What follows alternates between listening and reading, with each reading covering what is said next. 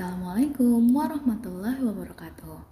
Halo teman-teman, perkenalkan saya Fadila dan selamat datang di channel yang akan membahas masalah parenting dan juga keluarga. Pada kesempatan kali ini, saya ingin berbagi pengalaman dan juga cerita tentang kehamilan. Saya beri judul Berkahnya Kehamilan. Sebelumnya, kita harus tahu terlebih dahulu. Saat kita hamil, artinya itu adalah gerbang kita menjadi orang tua. Di sini banyak sekali dalil Al-Quran yang menjelaskan tentang kehamilan, menyusui, dan juga orang tua. Tapi saya ambil salah satu di dalam Al-Quran, surat Luqman ayat 14 yang artinya, "Dan kami perintahkan kepada manusia berbuat baik kepada kedua orang ibu bapaknya. Ibunya telah mengandungnya dalam keadaan lemah yang bertambah-tambah dan menyapihnya dalam 2 tahun. Bersyukurlah kepadaku dan kepada 2 orang ibu bapakmu. Hanya kepadakulah kembalimu." Nah, kenapa di sini saya mengatakan bahwa menjadi orang tua itu merupakan hal yang membahagiakan? Karena nantinya akan lahir anak-anak dari rahim kita yang Allah sendiri perintahkan untuk berbuat baik kepada kita. Yang kedua, anak-anak itu juga merupakan investasi dunia dan akhirat kita. Karena dalam sebuah hadis dikatakan, terputuslah seluruh amalan anak Adam saat dia meninggal dunia, salah satunya yaitu anak yang soleh. Jadi kalau saat ini mungkin teman-teman sekalian sedang hamil atau istrinya sedang hamil, maka berbahagialah. Karena janin yang sedang ada di dalam kandungan ini nantinya akan sangat bermanfaat untuk kehidupan dunia dan akhirat kita. Apa saja sih yang akan dirasakan oleh ibu hamil? Bagaimana prosesnya? Apa aja persiapannya? Dan bagaimana pengalaman saya dalam mengalami kehamilan? Mari kita bahas dari proses kehamilan itu sendiri. Nah, teman-teman, mungkin semua yang di sini pernah menikah, yang mendengarkan video ini dan mungkin sedang hamil, insya Allah ya, itu pernah menikah.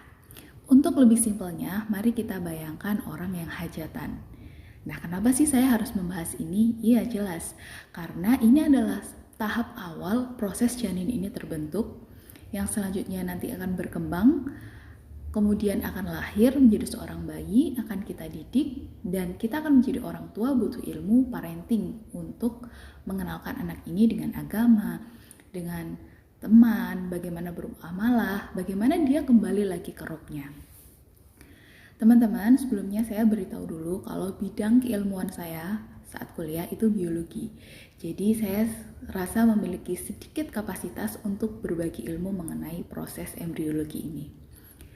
Bayangkan orang hajatan ya teman-teman. Saat ada orang hajatan, ada yang namanya calon mantu datang ke rumah calon mertuanya.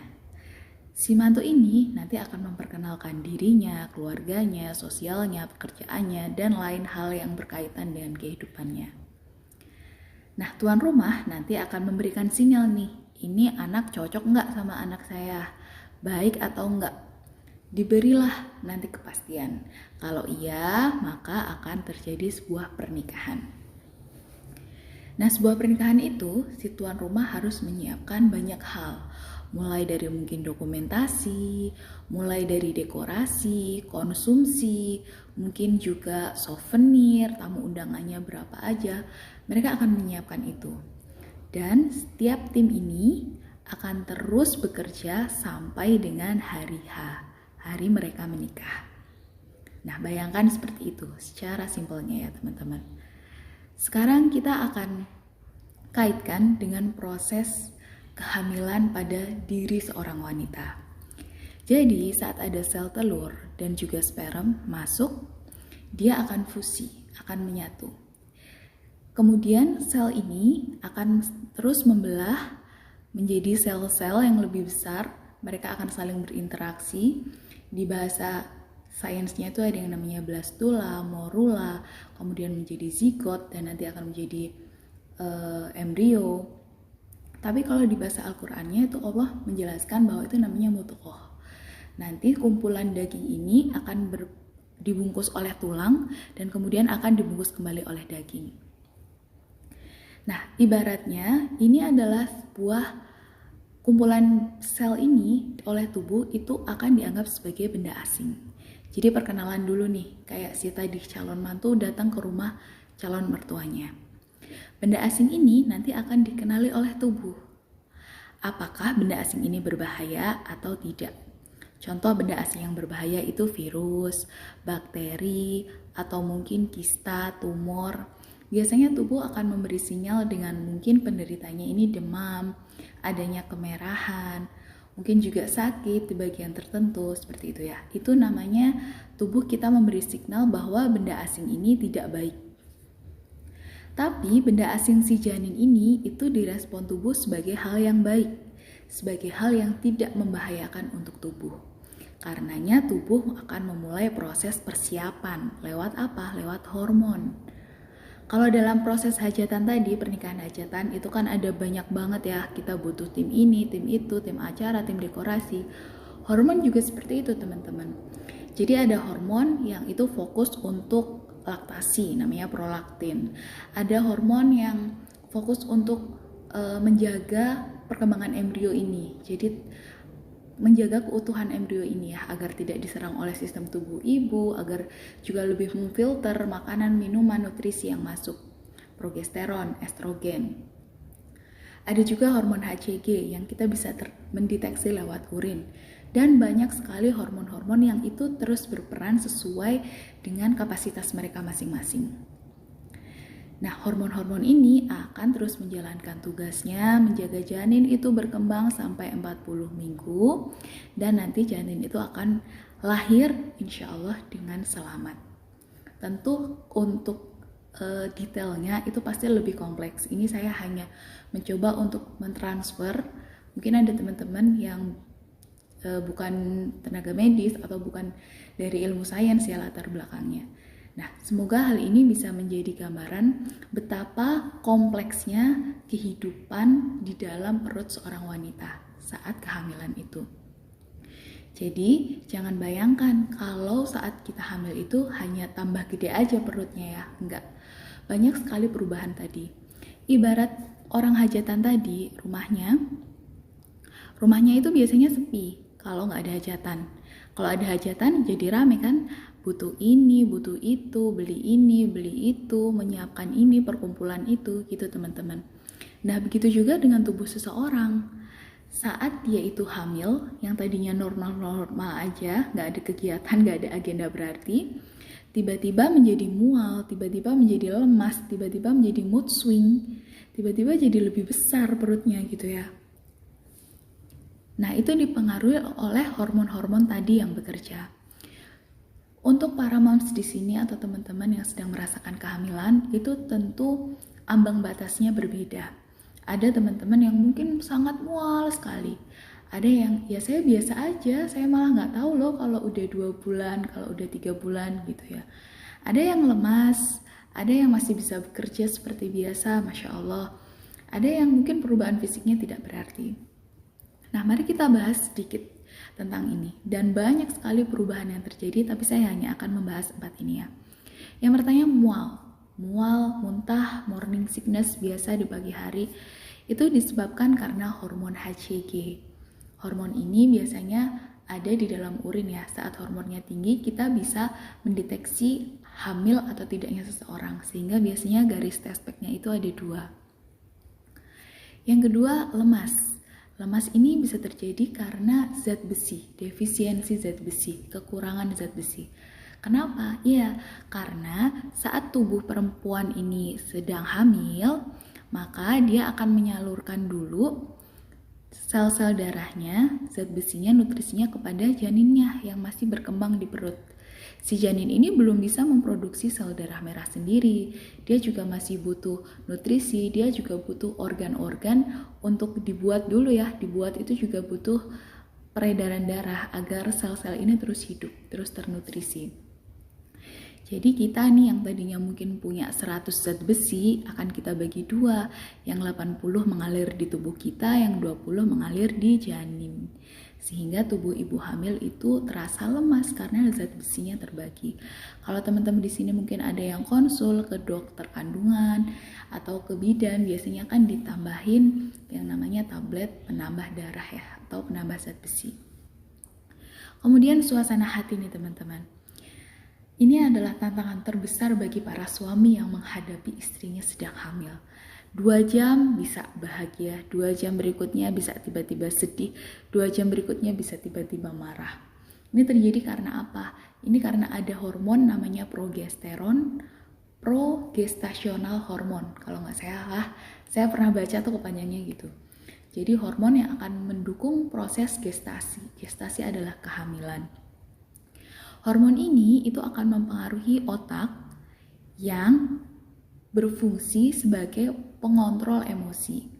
Karena adanya hormon ini, ada penurunan fungsi otak tadi. Jadi yang biasanya kontrol emosinya baik, karena kehadiran hormon progesteron ini menjadi agak turun. Jadi nggak terlalu baik, sehingga emosinya itu sulit terkontrol karena ada penurunan fungsi otak tadi. Yang terakhir adalah perubahan fisik, misalkan ibu hamil kok jadi gampang melar gitu ya. Nah itu terjadi salah satunya karena saat hamil, tubuh kita akan menyimpan cadangan lemak mungkin di paha, mungkin di pantat, di perut. Sebagai apa? Sebagai cadangan saat nanti si ibu hamil ini menyusui. Karena anak baru lahir 6 bulan pertama, itu kan dia belum bisa makan apapun. Jadi harus sumber makanannya itu dari si ibu. Tentu banyak sekali perubahan-perubahan yang terjadi, teman-teman bisa googling, mungkin bisa juga lihat di channel lain. Dan kalau mungkin ambang batasnya itu berbeda-beda, ada yang mual sekali atau ada yang lemah sekali, itu berbeda-beda sesuai dengan ketahanan fisik masing-masing. Nah teman-teman, kalau udah terjadi hal seperti itu, apa nih yang baiknya kita lakukan? Jelas komunikasikan kepada pasangan. Kenapa? Karena pasangan adalah orang yang berkontribusi atas kehamilan kita. Dia yang nantinya juga akan membiayai kita, membiayai persalinan kita, menemani kita, dan ikut membesarkan anak-anak bersama kita. Kenapa sih harus kita sampaikan? Di sini saya sampaikan bahwa tidak semua orang itu teredukasi dengan kondisi tersebut. Kondisi tadi, kondisi mood swingnya, mual muntahnya, lemesnya, jangan samakan dengan orang normal. Karena di slide pertama tadi saya sudah menjelaskan kalau itu ada perubahan yang sangat kompleks dalam tubuh kita. Beberapa orang mungkin hanya melihat orang hamil itu hanya bertambah besar aja perutnya. Jadi hamil itu padahal banyak sekali hal yang terjadi di dalam perut kita, sangat kompleks. Tubuh kita sedang menciptakan suatu sistem yang itu Allah titipkan di situ. Dan itu sangat luar biasa kompleksnya. Bagaimana satu sel bisa menjadi banyak, bagaimana banyak nanti akan bisa terbagi-bagi sendiri, terbagi-bagi akan menjadi bagian yang lebih spesifik, ada yang jadi kulit, ada yang jadi mata, ada yang jadi ginjal. Kenapa sistem ginjal dan jantung itu bisa berbeda? Kenapa sistem reproduksi dan sistem gerak juga berbeda? Kenapa sel-selnya bisa paham kalau kerjanya seperti itu? Kenapa rambut itu bisa lepas gitu ya, bisa lepas tapi rambut bulu mata itu tidak bisa panjang kayak rambut kepala gitu. Jadi banyak sekali hal-hal yang persinyalan yang itu sangat rumit, yang itu Allah ciptakan sedemikian rupa agar kita itu mendapatkan ibroh, mendapatkan pelajaran. Jadi jangan hanya anggap orang hamil itu tadi cuma besar aja perutnya. No, di tubuh ibu hamil ada suatu sistem yang sangat luar biasa yang sedang Allah persiapkan. Nah, gunanya kita sampaikan kepada pasangan, kenapa? Karena sering sekali kita tidak teredukasi. Kadang mungkin bagi ibu-ibu yang memiliki rezeki lebih, bisa konsultasi ke dokter spesialis, dan dokter spesialis ini bisa menjelaskan, ini loh Pak perubahan yang mungkin terjadi, ini loh Pak mungkin mood ibu yang mungkin nanti akan berubah, ini loh Pak nutrisi yang harus terpenuhi. Mungkin ada dokter yang seperti itu. Tapi kebanyakan kan tidak ya, kebanyakan tidak mengedukasi sampai sedetail itu. Padahal itu penting, karena kalau misalkan dikit-dikit marah, dikit-dikit sensi, dikit-dikit capek, si pasangan ini nggak tahu yang terjadi adalah apa? Perang dalam rumah tangga. Dan harusnya itu tidak terjadi, harusnya saling support, karena nantinya saat ibu hamil ini moodnya juga terganggu akan berbahaya juga bagi janin. Jadi sampaikanlah kepada pasangan. Nah, lanjut kita akan ke slide selanjutnya. Di sini saya akan menyampaikan selama hamil, kira-kira apa aja sih yang ibu hamil ini bisa lakukan. Yang pertama, sebagai seorang muslim, kita harus tetap memperbanyak ibadah.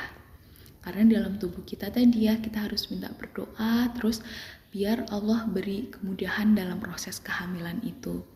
Kita bisa menerima, suami kita juga bisa menemani.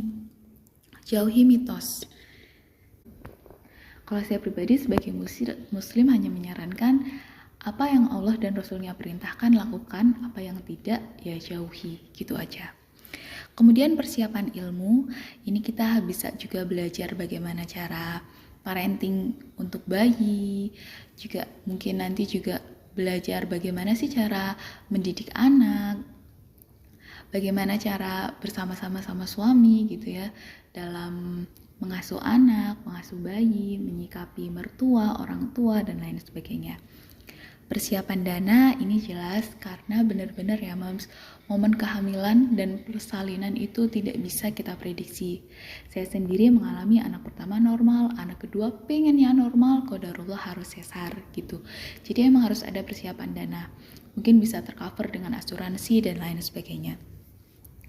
Persiapkan lahiran, ini bisa dari pakaian anaknya, bisa juga dari tempat nanti rumah sakitnya, bisa juga dari nanti akan ikut orang tua dulu atau seperti apa, anak nanti akan imunisasi di mana, itu ya, akikoh dan lain sebagainya. Dan yang terakhir saya sarankan adalah olahraga. Untuk sharing dikit nih moms. Jadi waktu saya hamil anak pertama, itu benar-benar shock banget, rasa banyak banget perubahan dalam tubuh. Akhirnya saya lebih banyak lemas dan lebih banyak melakukan aktivitas di rumah.